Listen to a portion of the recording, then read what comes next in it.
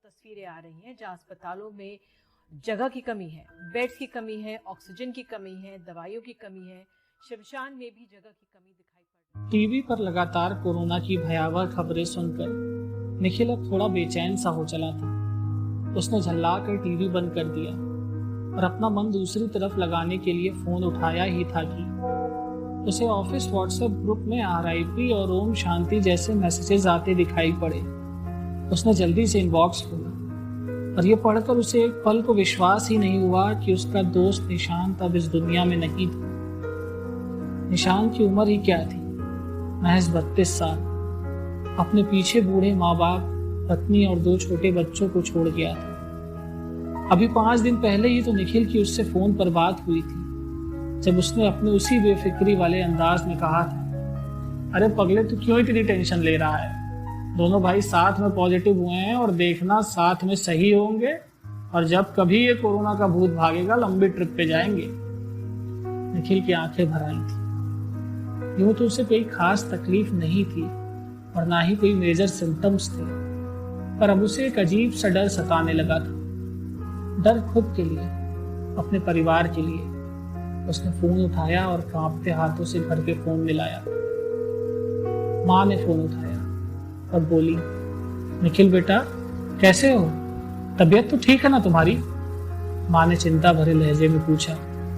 माँ मैं बिल्कुल ठीक हूँ। बेटा तुम काढ़ा पी रहे हो ना?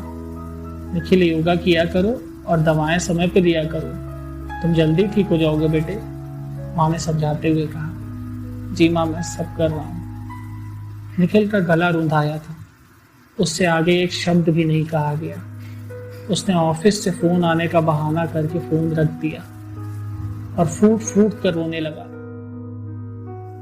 उसे पता नहीं क्यों ऐसा लगने लगा कि वो फिर कभी अपने परिवार से नहीं मिल पाएगा। ये 14 दिन का क्वारंटीन उसे 14 साल का वनवास लगने लगा। उसे याद नहीं था कि कब आखिरी बार उसने पूरा दिन अकेले कमरे पर बिताया था, क्योंकि छुट्टियां तो उसके लिए रेगिस्तान में पानी की तरह थी। कभी मिल जाती तो खुशियों की प्यास बुझ जाती, वरना अधिकतर तो सूखा ही पड़ा रहता था, छुट्टियों और खुशियों दोनों का। इन 5 सालों में उसने बहुत तरक्की कर ली थी, तनख्वाह भी अच्छी खासी हो गई थी और बड़ी मुश्किल से कभी 2 या 3 दिन के लिए ही घर जा पाता था।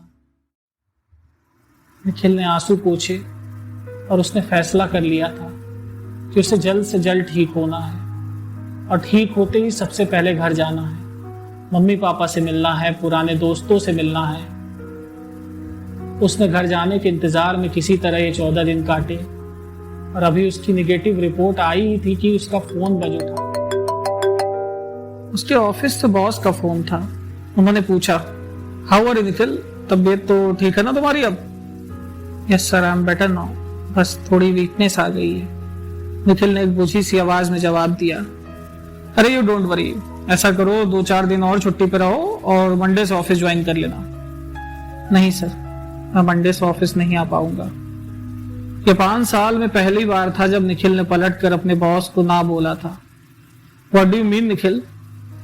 सर मुझे घर जाना है, मुझे 15 दिन की छुट्टी चाहिए, निखिल ने हिचकिचाते हुए कहा। तुम्हारा दिमाग तो सही है, पहले ही काम का इतना नुकसान हो चुका है और अब तुम घर चले जाओगे तो तुम्हारा काम कौन करेगा? बॉस ने लगभग डांटते हुए बोला।